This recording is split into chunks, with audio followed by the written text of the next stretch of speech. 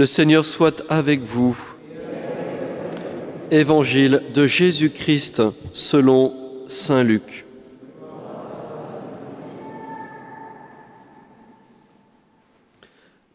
En ce temps-là, Jésus disait à ses disciples : « Restez en tenue de service, votre ceinture autour des reins et vos lampes allumées.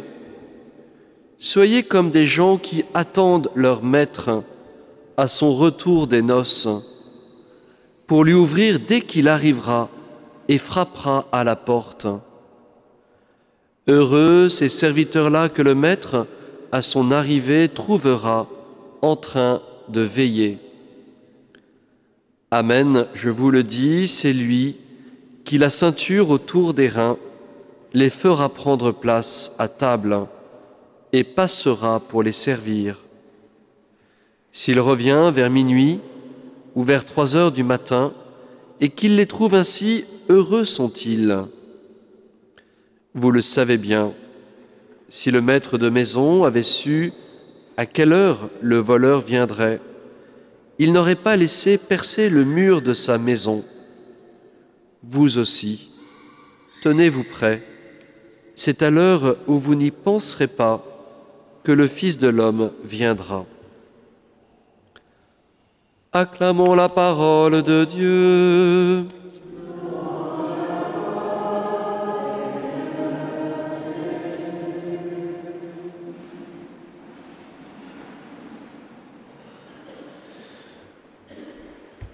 Nous sommes aujourd'hui rassemblés pour célébrer cette messe pour les défunts de nos familles ou des amis que nous avons côtoyés par la paroisse ou autrement. Nous sommes ici en tout cas pour prier pour eux, mais aussi nous préparer également à cette grande perspective qu'ils ont eux-mêmes rencontrée, c'est-à-dire ce passage de la mort. La liturgie est particulièrement riche aujourd'hui. Nous pouvons peut-être dégager du lectionnaire de la parole de Dieu. Le premier, c'est que Saint Jean que nous retrouvons dans sa vision, dans son apocalypse, voit un trône, donc celui de Dieu, et voit que ce Dieu ouvre un livre qui est le livre de la vie. Saint Jean nous explique que dans ce livre, il y a chacune de nos vies et que Dieu lit cette vie, lit nos vies et rend un jugement selon nos actes. Cette parole est vraiment à prendre en considération. Nous sommes intimement convaincus, c'est la foi, Saint Jean nous a dit, Dieu est amour, Dieu est fondamentalement l'amour, c'est-à-dire un amour incommensurable pour chacun d'entre nous, bien au-delà de nos fautes, bien au-delà de nos péchés. Il y a pourtant ce livre du jugement, ce livre qui va tout de même authentifier tout ce que nous avons fait de beau, de bon, de grand, tout ce qui est magnifique, et puis nos écarts, nos errements.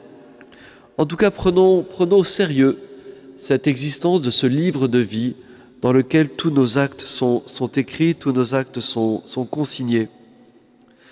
Il y a ce ciel nouveau, cette terre nouvelle, cette perspective que notre vie ne s'arrête pas au moment de notre mort, mais que notre vie connaît un incroyable passage vers un inconnu, choc peut-être aussi grand que le choc du bébé qui vient à la lumière. Nous ne nous souvenons pas de ce grand moment de notre naissance, tout d'un coup cette arrivée dans ce monde plein de visages, plein de lumière. Eh bien peut-être que notre grand passage de l'autre côté sera du même ordre, un passage dans une réalité complètement inconnue et pourtant familière, puisque Dieu est déjà là avec nous. En cette messe des défunts, nous entendons aussi cet évangile qui nous appelle à être des veilleurs, des guetteurs. Veillez, soyez comme des gens qui attendent leur maître. Voyez ce temps extrêmement pénible de notre actualité peut être transformé aussi en occasion de soigner notre vie intérieure. Notre société a bien des avantages, mais elle nous agite, elle nous disperse, elle nous sollicite dans tous les sens. Ce temps qui est le nôtre, qui va commencer cette semaine, peut être transformé positivement en un temps de veille. Nous ralentissons notre rythme, le nombre de nos contacts. Eh bien, plutôt que d'être saisis au fond par une angoisse qui pourrait être légitime, entrons dans ce temps comme des veilleurs, le chapelet à la main, et Jésus en nous. Ainsi, nous serons non pas comme des gens surpris, si jamais la mort nous rejoint. Peut-être que parmi nous, certains passeront de l'autre côté, nous n'en savons rien. En tout cas, nous pouvons devenir vraiment un peuple qui veille à sa vie spirituelle, qui veille aussi au retour de Jésus. Nous allons maintenant offrir cette messe pour tous ces amis, toutes ces personnes que nous aimons, qui ne sont pas mortes au sens de disparues, mais simplement de l'autre côté, bien vivantes.